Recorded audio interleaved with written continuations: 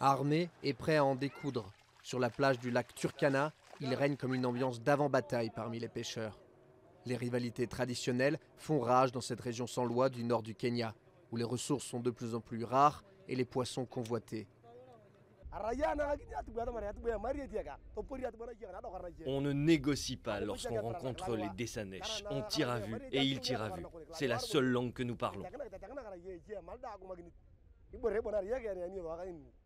Autrefois, une pêche n'était réussie que si les filets débordaient de tilapia, de perches du Nil, de carpes.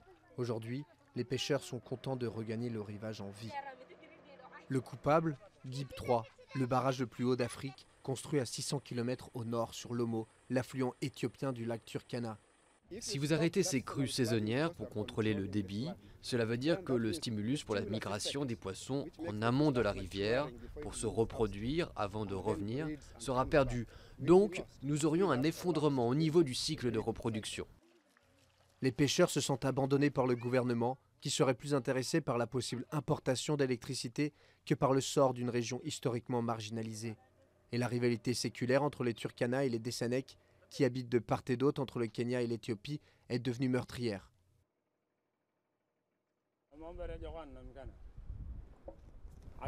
Rien de bon ne sort de ce lac, seulement la mort.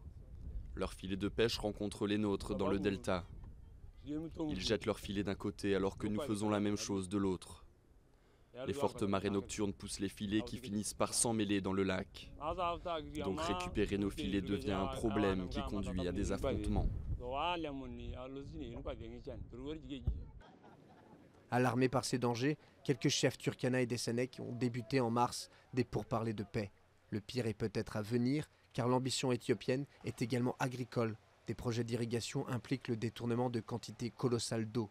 Avec environ 90% de l'afflux d'eau douce du lac qui provient de la rivière Omo, la bataille pourrait être alors perdue pour tout le monde sur les rives du Turkana.